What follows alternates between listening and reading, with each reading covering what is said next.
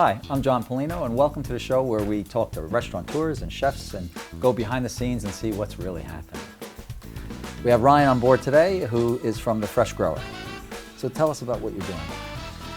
Well, my family have been market gardening in Pukekohe for probably 5 generations now, the 5th generation. I'm actually a trained chef though, so my family grow produce and we supply to all the supermarkets and restaurants in Auckland and all over the country actually. We also export to Hong Kong. Wow. Yeah, and yeah, I didn't know about all this until I came back to the market garden. And then I worked on there for a couple of years and then I just started my own catering company. I wanted to do my own thing and I found that it just went hand in hand. My family had been growing produce for 100 years, you know, and it just seemed to fit in with what I was doing. I didn't realize that until I came back, but yeah. When you say came back from where?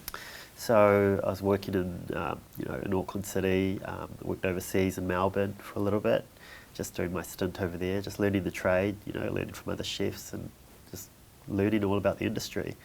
And then, then I just came back and wanted to know what was going on, and then I realised, you know, there's so much more to it than just the food on the plate, which is, you know, it's where it actually comes from, the produce, Right. Who grows it, what goes into it, the work that goes into it, the people that put their energy into it. You know, and a lot of people don't understand, they don't appreciate it. They just go to a restaurant, spend their $200, and that's it. They eat, stuff their face, and go home. You know, have a good time, which is what most of us do anyway. You know, like.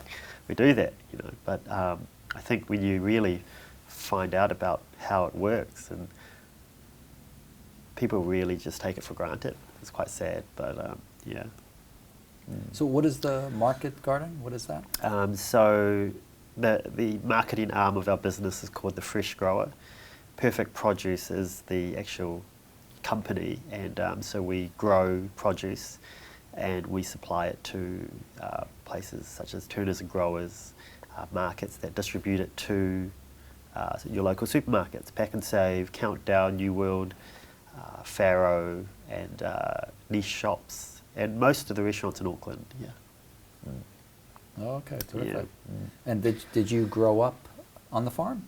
I did. Yep, I did. I was born in Pukekohe. I grew up there, and I didn't really know, actually. I was so young, I just was having fun. I was just driving around in like little cars and just having fun on the farm. I didn't know. I just grew up there. I was, you know, and then I realized it took me till I was like 23. I'm 30 now, but until I realized what they were doing, I'm like, wow, they've actually been supplying food to the whole of New Zealand for years. Wow. And I've just clicked.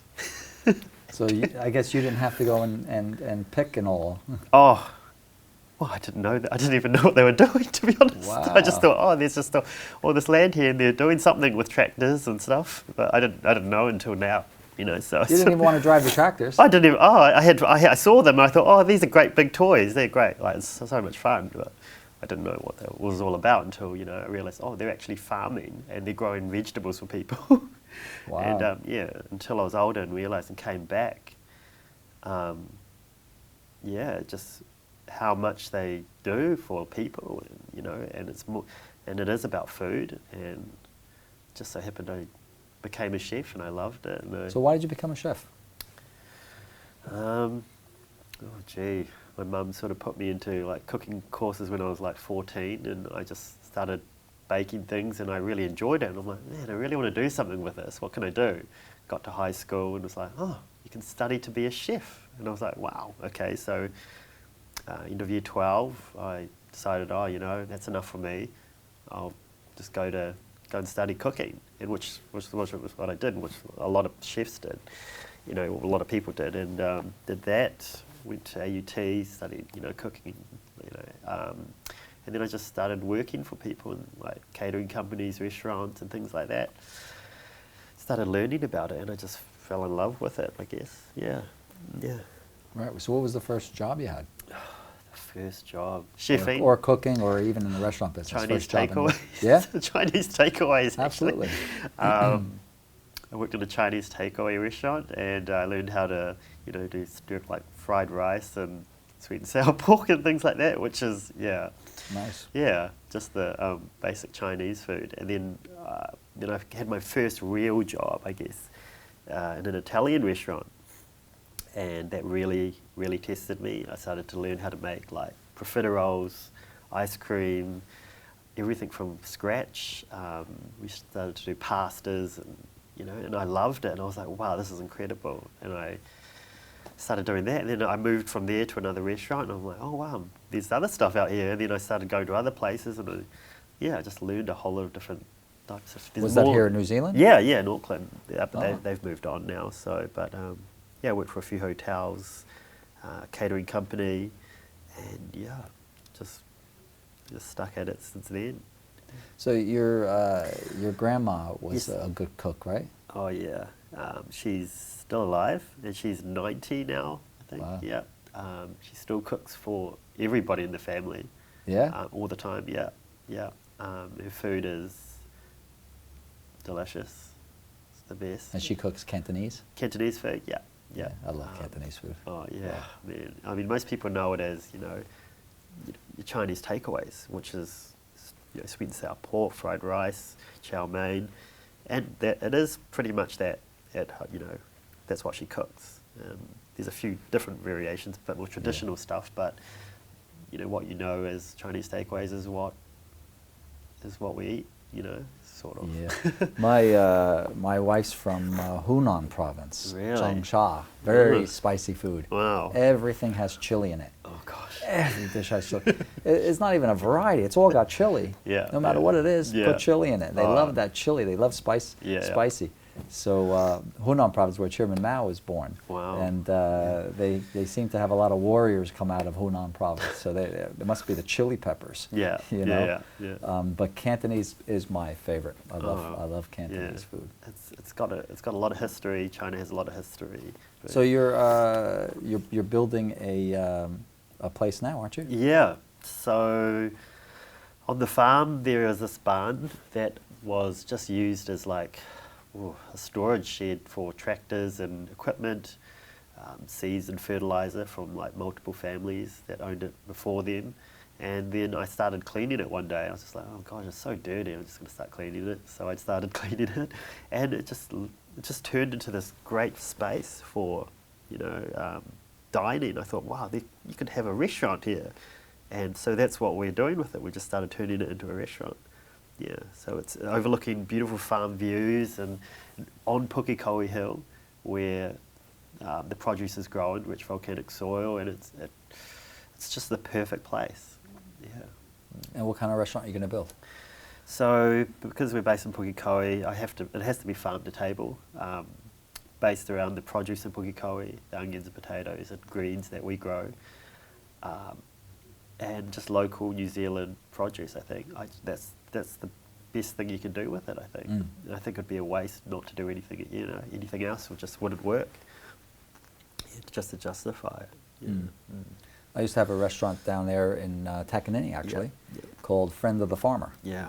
And on Saturdays we had a farmer's market. Yeah. So we used to try and use most of the ingredients from whoever the vendors were, like sausage and cheese. We had a fellow that made cheese and the produce and stuff like that, which I just loved. It was fantastic, and it was enjoyable being down there and using local people's foods, which was fantastic. I love that.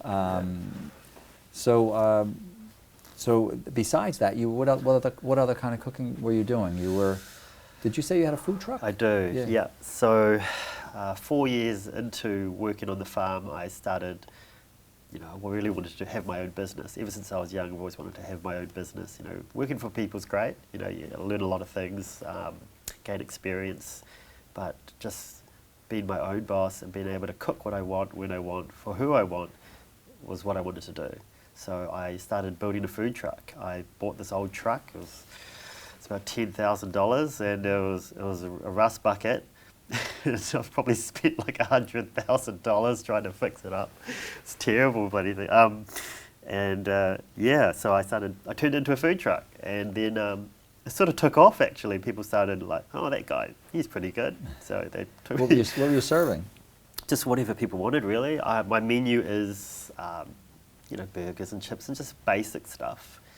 But whatever people want. You want me to do Indian food, I'll try my best to do Indian food for you. You want me to do Chinese, okay, yep, or whatever. So this truck you were doing more as like a catering truck? It's a catering truck. Yep. So I take it round and then I plug up on site. I do a la carte, pizzas, out of the truck, whatever you want. Yeah. Wow. So it's mobile restaurant. Yeah. Well, people would hire them for what, birthday parties or Birthday parties, a lot of business functions, weddings, anniversaries. Yep, lots of things like that. And you're still doing that? Yep. It's full time now. I'm just so flat out. Yeah, wow. It's really taken off. Yeah. Surprisingly. Wow. Yeah. Well, it's a pretty cool idea actually. Yeah, You know, I mean, if someone has a function at their, well, especially down in Pukekohe, people have big properties there. You can have a party for a couple hundred people. Oh yeah, definitely. Right? And they do. Yeah, they definitely do. Yeah. And the truck pulls up. That's great. And the truck pulls up. Yeah, and they're just serving food out. Yeah. I've done it for hundreds of people. Yeah. What's the largest one you've done it for? 3,000. 3,000. So I cooked for. Not by yourself. Oh no, I had a team of 5. No, but I mean, were there other food trucks there? Or just one no, food there truck? were sort of other food around, but ASB Marathon, Auckland Marathon. So the runners, they hired me for the day, and they wanted 3,000 portions of pasta and something like that. So I did 3,000 portions of pasta. It was the biggest event. I was so stressed out. How do you cook enough for 3,000 portions and store it? How do you do that? So in the truck, I have a 4-door sliding fridge, and we weighed out every portion, and we just calculated out the right amount just for each person to have a little cup with some sauce, and yeah, it became like McDonald's, and we just smashed out like hundreds and hundreds over the next few, over like 5 hours. It was, Wow. It was, it's crazy. Man, I'm trying to think how many kg of pasta that would be. Oh, it was like, it must have been it was a couple of 100 kgs. It was ridiculous. It'd have to be at least we were cooking the 400 kg. Something like that, yeah. And we're cooking it for days, like 3 days straight. We're cooking pasta, yeah. Wow! Oh my God, that's like, wow. Yeah. That is amazing. Yeah. How much of a team did you have that day? Oh, there was about 5 of us, full time, flat out. Just one person doing the sauce, one person putting the pasta into the little pot, and one person heating up the pasta, and one person serving it, just for 5 hours straight, no breaks, just handing it out to people, because the runners would come in and you just hand it out like that. That's like doing 700 covers an hour. Yeah, we were just a machine for that time. And were you stressed? Oh yeah, and it got messy. We dropped things. We burned. People got burnt and cut, and it was. Yeah, but we got through it in the end, and we survived it, so it was okay. Oh my God! After the last customer, you must have said, "That's the last customer." I didn't want to see pasta for like a long time after that. So. Oh, terrific! And this barn that you're doing sounds very. I'd love to come by and have a look. It just sounds. I love barns. Yeah. I love places like that. That little friend of the farmer that I had down there was very much, it was on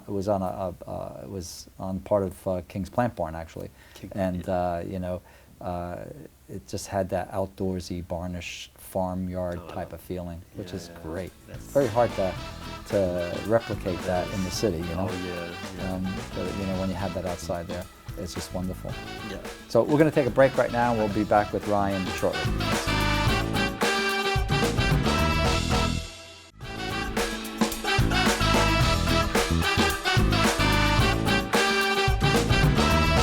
Welcome back. We're here with Ryan talking about his family's fresh garden and growing, and the importance of growing fresh food here in New Zealand, and especially in Auckland here.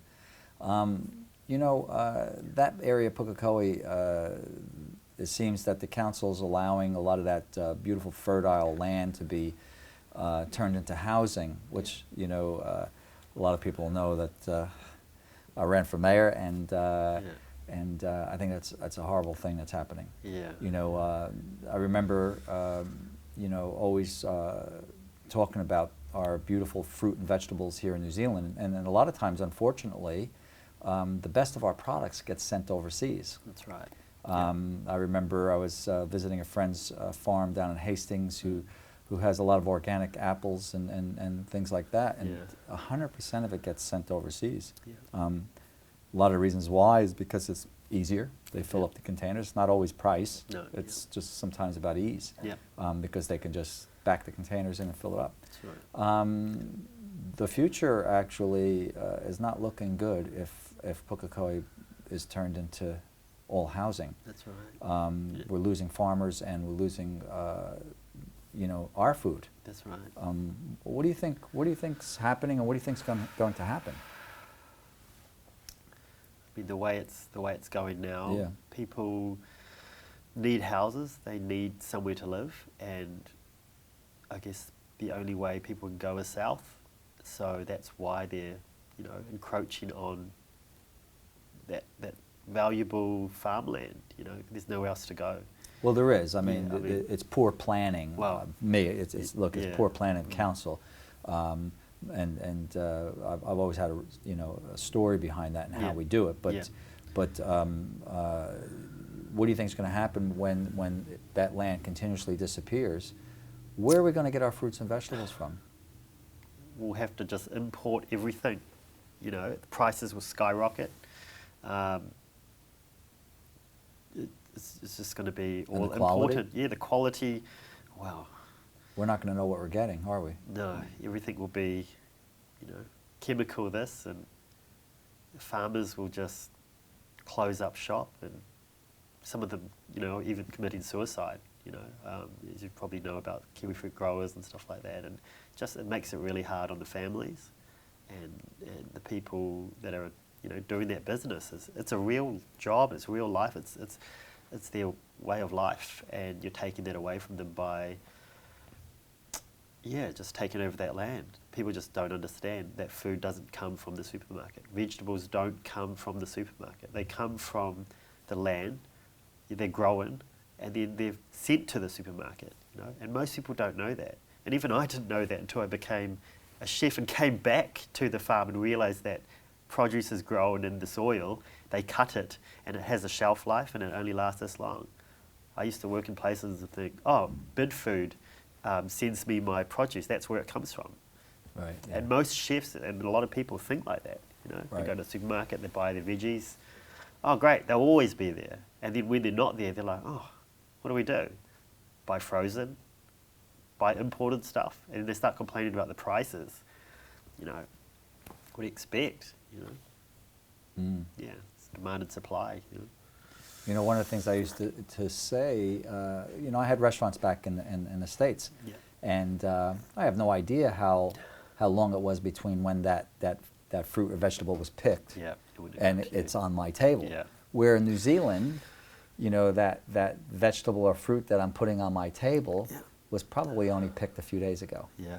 You know, Yeah. which is amazing. It was interesting because I realized here how you know, certain times of years we can't get things, and Yeah. I said, well, back in the States we can get it all the time. Yeah. because they're flying it in from Overseas. another country or you know, Yeah. an island or, Yeah. or whatever, Yeah. and you know, we don't realize that, you know, that we have the opportunity to eat, you know, food that is fresh. Yeah. Yeah, and sometimes I wish we can get better produce Yeah. because a lot of times the good quality stuff gets sent to other people overseas. Yeah. You know, when I go to Whole Foods, I go to visit Whole Foods in America, which is an organic grocery store, very Right. big. Yeah. And I'll see New Zealand, Yeah. like all apples. And I'm like, we don't even have that many apples Yeah. in New Zealand. Yeah. How are we getting New Zealand organic? New Zealand, Yeah. this one organic, that. And you taste it, you go, well, Yeah. it's beautiful. And Yeah, I'm yeah. like, I'm disappointed that sometimes we don't get it here. Yeah. But if they start taking away all these farms, we're going to be in real trouble. Yep. Yeah. So now I remember you worked in Melbourne for a little bit, didn't you? Yep. I Tell did, us about so that. I did a little stint over there, probably about half a year. was just advertising online, and I said, oh yeah, I'll take it. So there was a Kiwi chef there, and he was just recruiting Kiwi chefs from New Zealand. Oh. And so I applied on Trade Me. It was a job, and then I took it. I paid for my ticket. I arrived in Melbourne, Mornington Peninsula, about 6 hours later, train ride and 2 buses, and walked about 3 Ks. A train ride, 2 buses, really? Yeah. And then still walked. Yeah, and 3 Ks. Where the heck was this place? Mornington Peninsula in Melbourne. So it's sort of like Mission Bay, but a lot further away. Oh. Yeah. So it's where everyone went, all the young people went for New Year's, and they'd spend all their money, they'd take all their Lamborghinis and their best friends and everything down, and they'd just party for New Year's and spend all their money. And so it was a hotel called the Portsea Hotel, and I worked with a lot of great New Zealand chefs there, and they, and I had a really great time. I learned a lot, but there was a lot of drama in the kitchen as well. So why is that? I guess when you're working with like 10 to 15 guys that are, twice your size and twice your age, you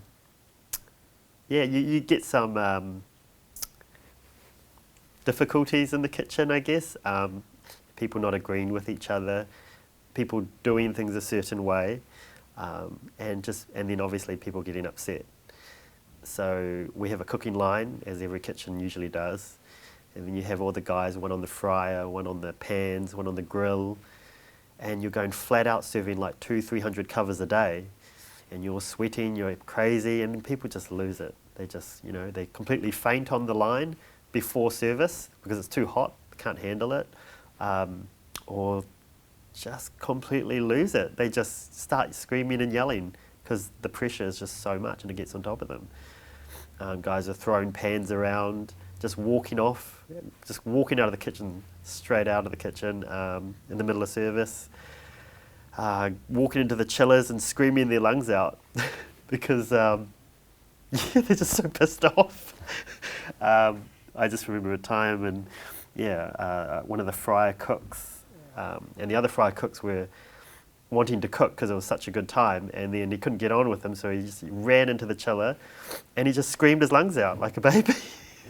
And then he came back. A lot of things happen like that where people just throw a tantrum and then they come back. I mean, look, they say if you can't take the heat, get out of the kitchen, That's right? it, yep. That's a saying, not really, not meant for restaurant people. No. It's actually meant for any business. Yeah, I think so. But it's a true story. I mean, the kitchens are hot. Ooh. You're under a lot of pressure. Yeah. You're trying to make the meal perfect, and then That's right. And then of course something went wrong. The person didn't want sauce on it. They want it on the side. That's and right. It comes back, and it's like they get angry at the waiter because the waiter forgot to put it down. That's right. And I remember I had many years ago, this is when I was in my early 20s, I was managing 150 staff in New Jersey, had a big restaurant nightclub. My gosh. Yeah, and What a I was headache. GM at 21. And the chef, who was a 4-star chef, he came from a restaurant in New York. New York, called the Four Seasons. Wow. And we brought him over, and I don't remember what got him angry, but he picked up the till, which was a computer. That, you have many of them around the place. Yeah. And smashed it. Oh, shit. And back then, that was about $3,600. And I was like, "Are you out of your mind?" These things happen. It's unbelievable. People swing knives and. Yep. I've seen this. You've seen that too? I've seen people pull people up by the cuff of their neck and shove them against the wall, Really? and just get so angry and walk out of the kitchen. Anger management problems, people with anger management problems, people that have staff turnover every week, like chefs turnover every week, every single week, just because people are so angry. Do you think the head chef has a lot to do with that? The head chef, yep. I think they either can't control their temper very well, or they're just pushed because the restaurant is too busy, or someone's on their case, or they don't have something they need to cook what they need. So they just have all this pressure and they have nowhere to go but take it out on their staff. which is wrong, but Yeah. it happens, and there are no cameras in those kitchens, and it happens all the time, and people don't see it. Yeah. Yeah. You know, when I had my restaurant Mount Albert, Yeah. we were busy. Yeah. We were very busy. It was a great Italian restaurant, small kitchen. Yeah. And you know, if we had sometimes we'd get caught up and we'd be a little bit behind. Yeah. And at the end of the night, I used to go into the kitchen and talk to the chefs. All right, what happened? Yeah. And we'd fix it. You know, I needed them to be able to enjoy their night. You know, you know, they're like, we were 45 minutes behind. People were waiting for meals. And it's like, no, that's no good. What was the problem? Then they tell me what the problem is. And like, well, if we do this, maybe put a shelf here where you can hold things, whatever. Will that help? Yeah. And they go, yeah, okay. Next day, that shelf will be in. Yeah. Because it would help them. And whatever we can do to help them, because they're, Yeah. you know, you can't just say, oh, well, you know, be faster next time. No, sometimes no. they actually need help. Yeah. Sometimes it's physical. It's a shelf here, a shelf there, or something extra, and you got to do it. You know. When do you plan on opening up this barn? I wanted to open about 1.5 years ago. Now it's been 2 years, so let's say another 6 months. Another 6 months. Yeah. And is that because of council or because It is because of council. Actually. Really? Yes. Oh. Wow. I don't know what it is, but they just granted me resource consent, so I have, you know, I can do what I want to do there. But I gave them the plans, so they've granted me resource consent, and then now they've come back when we were applying for building consent saying, no, now we've changed our mind, you can't do this anymore. We've already paid for architects to draw things out and Are you do serious? things, and now I have to go backtrack on myself and redraw and start again because But they are changed they their saying mind. they don't want to give you resource consent now? Well, they've given it already. That's the funny thing. It's just the building consent. They're looking at the plans again, and they're saying, "Oh, well, actually, this is not acceptable now." Even though we've said yes, you can do it, we've changed our mind. You know, we've changed our mind because they have different people there looking at it. And yeah, I'm sorry to hear that. yeah. Wow. Well, let's hope. I wish I could do something for you. That's okay. But I look forward to your opening. Yeah. And thank you for coming down and telling us about you and your family. And it's great to have you on the show. So thank you. And next time I see you, I'll probably be at your place. Yeah.